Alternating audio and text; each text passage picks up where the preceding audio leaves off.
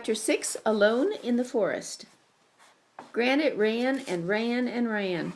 He ran deep into the forest, far from any trail. The voices faded and disappeared. Still the puppy ran. He crashed through ferns and bumped against bushes, sending showers of water from the wet branches. He ran until he could go no farther. His breath came in great heaves. Tired, he sprawled beneath a tall tree. Soon he was fast asleep. When he opened his eyes, it was twilight. He lay on a patch of ground covered with moss and spruce needles. Through the gloom, he could see the woods stretching forever in all directions. He had no idea where the kennels were. He was lost. Granite had never been alone before. It was a strange feeling. Pictures of his brothers went through his head. Back in the pens, Nugget and Digger were tumbling in the sweet-smelling straw. Maybe they were napping, snuggled next to Seppala, their bellies full of warm kibble and gravy. The thought made him sad. His mouth was dry, but there was no pan of water. Slowly he got to his feet and stretched. He threw back his head, pointed his nose at the treetops, and sniffed. He turned his head and sniffed again. From a distance came the faint smell of water. Granite followed the scent through the trees. He heard the sound of a stream. Soon he stood in the shallows, lapping the cool water. With his thirst quenched, he began to play. He splashed downstream, jumping out to chase spotted wood frogs as they bedded down for the night. When he tired of his game, he trotted beside the rushing stream. He hadn't gone far when a sharp scent struck his nose. Granite stopped. The hair on his back stood high as he peered into the shadows, trying to locate the source. He saw nothing. Carefully, he took a single step. Something hissed. The puppy's tail fell.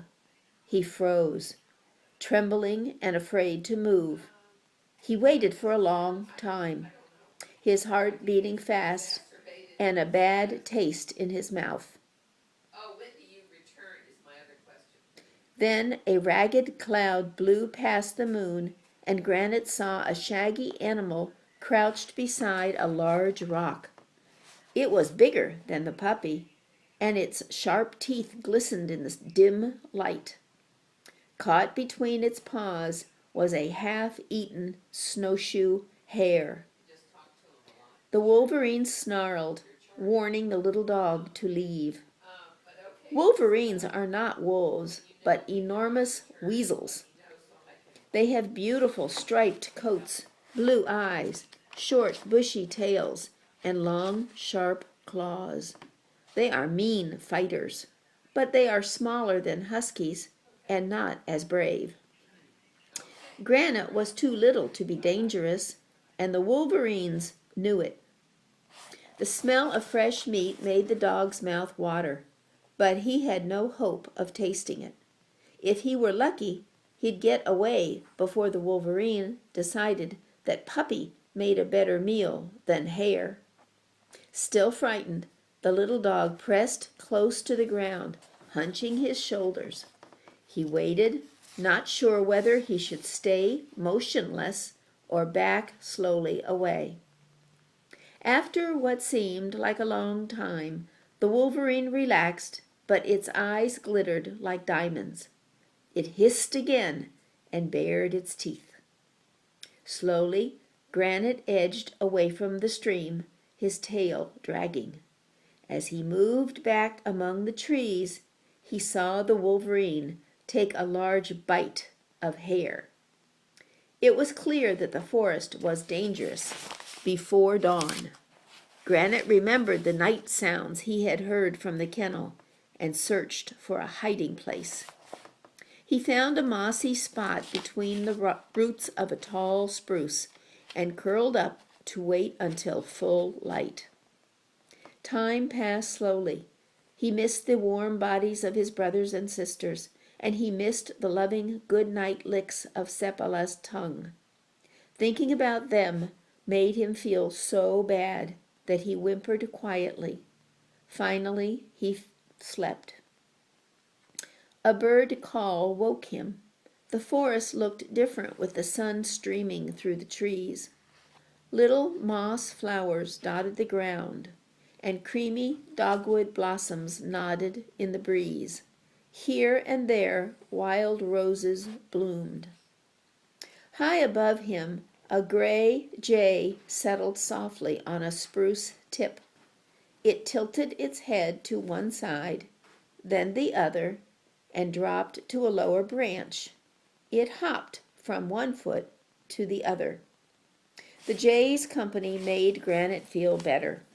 He knew it would squeal and fly away if danger threatened. His fear at rest, the puppy began grooming his legs. With his sharp teeth, he picked thorns and spruce needles out of his coat. The jay fluttered to the ground and hopped around in a circle. It spied a bug crawling across a rose leaf and snapped it up. As Granite watched, his stomach rumbled. Very slowly he got to his feet and tensed his muscles. Just as he sprang, the jay flew up with a squawk and a great rustle of feathers. From the branch above Granite's head it screamed, insulting the puppy's hunting ability, his looks, and his pedigree. The day had not started well. Granite sighed and returned to the stream, where he drank his fill. The morning sun warmed his back and dried his coat. Feeling better, he began to explore. He kept his nose to the ground, sniffing to see what animals had been there before him. Most of the smells were old. A bear had been through, but so long ago that the puppy had to sniff hard to catch its traces. Soon Granite forgot his troubles. He chased a butterfly, rolled in a clump of wild celery, and chewed on a spruce cone. For a while he ignored his empty stomach. Then a fresh scent reminded him how hungry he was. It came from a clump of blueberry bushes, heavy with ripening fruit. The scent was strong. It was ground squirrel. The little dog's mouth began to water. The smell might be his dinner. Excited, he shoved his nose between the bushes. There, carefully hidden from passing animals, was the mouth of a burrow. Granite dug hard. The dirt flew between his back feet and piled up in great, dark heaps. He worked for a long time, longer than he had ever worked before. Worn out, he stopped to rest.